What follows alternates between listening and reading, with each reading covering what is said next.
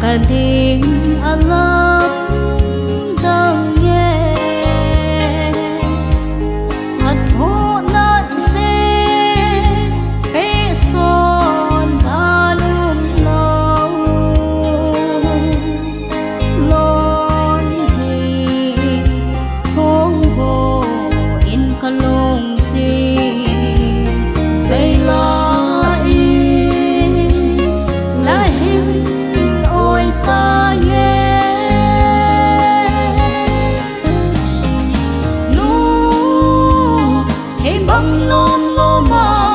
hin ngày ô xuân lên gian tiên nên cả hin câu câu về na mun Jerusalem chu e nga hun hun na thế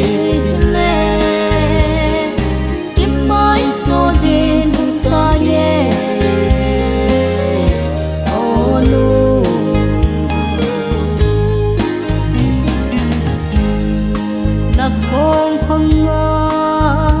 ca u nao xa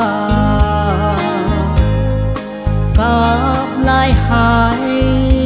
thấy ta lòng hình cái hình khâu khó và u nụ tí ác hin xuân không khi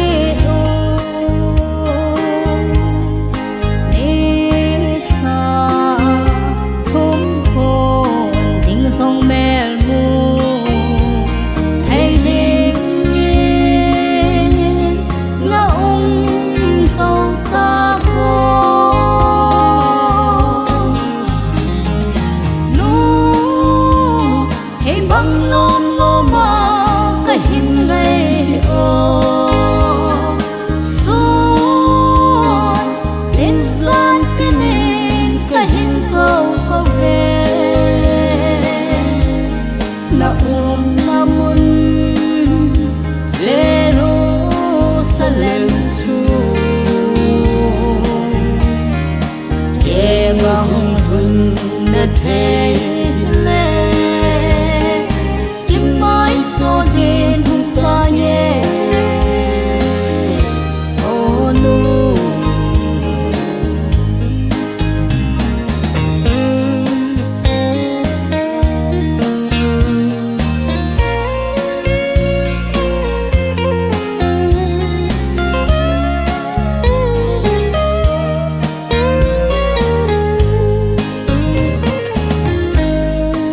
lấy gần thế hy vọng lại ra nụ na phu đâu khi tình ngà hình phố bằng nắng cà phê thằng vợ na khôn ít ngày hình về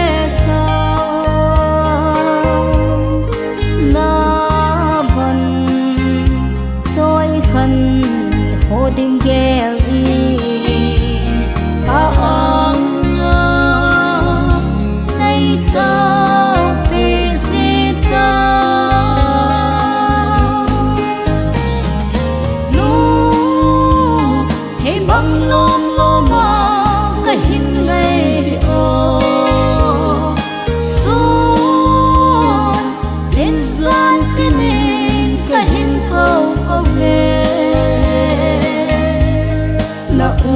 namun Jerusalem chu e ngang hun na thế le kim mai to din hung ta ye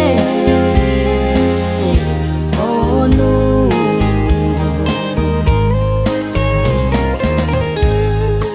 na mel vai mo câu gì nắng xuân lá